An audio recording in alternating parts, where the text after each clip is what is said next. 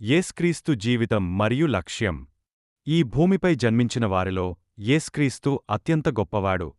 మన పరిపూర్ణ ఉదాహరణ. ఆయన ప్రభువులకు ప్రభువు, సృష్టికర్త, మన రక్షకుడు, మరియు మనం మళ్లీ దేవునితో జీవించగలిగేలా ఆయన భూమికి వచ్చాడు. దయనీయ పరిస్థితుల్లో జన్మించారు. ప్రపంచంలోని మారుమూల ప్రాంతంలోని ఒక చిన్న గ్రామంలో కన్య మరియకు యేసు జన్మించాడు.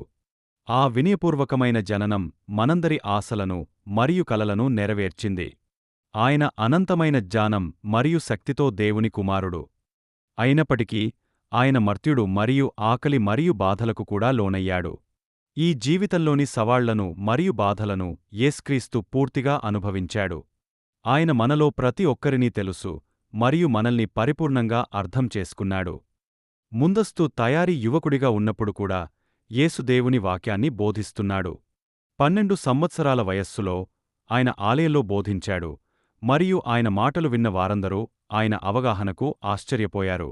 యేసు తన పరిచర్యను ప్రారంభించినప్పుడు ఆయన అరణ్యంలో 40 రోజులు ఉపవాసం ఉన్నాడు. ఆయన అపవాది చేత శోధించబడ్డాడు మరియు ఆ శోధనను అధిగమించాడు. ఆయన యోహాను బాప్తిస్మమిచ్చినప్పుడు యోర్దాను నదిలో బాప్తిస్మం తీసుకున్నాడు. యేసు పాపం లేనివాడు అయినప్పటికీ దేవునికి విధేయతను మనకు నేర్పించడానికి ఆయన ఇంకా ముంచడం ద్వారా బాప్తిస్మం తీసుకున్నాడు. యేసు బాప్తిస్మం తర్వాత దేవుడు ఇలా ప్రకటించాడు: ఈయన నా ప్రియ కుమారుడు, ఈయనందు నేను సంతోషిస్తున్నాను. మత్తయి 3:17. మంత్రిత్వ శాఖ యేసు రోగులను స్వస్థపరిచాడు, అంధులకు చూపునిచ్చాడు, చనిపోయిన వారిని కూడా తిరిగి బ్రతికించాడు. మరింత ముఖ్యంగా ఆయన ఈ అద్భుతాలను సాధ్యం చేశాడు. యూదు పూజారులు ఆయన పనులను దైవదూషణ ప్రవర్తనగా పరిగణించినప్పటికీ యేసు తన పనులు దేవుని చిత్తానికి అనుగుణంగా ఉన్నాయని ప్రజలకు నిరంతరం గుర్తుచేశాడు.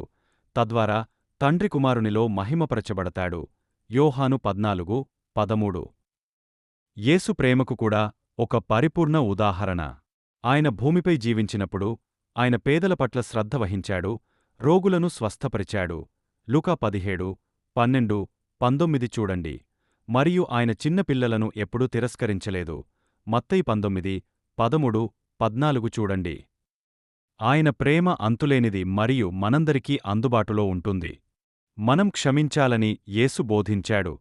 ఆయన శిలువపై మరణించినట్లుగానే తనను చంపిన వారిని కూడా యేసు క్షమించాడు.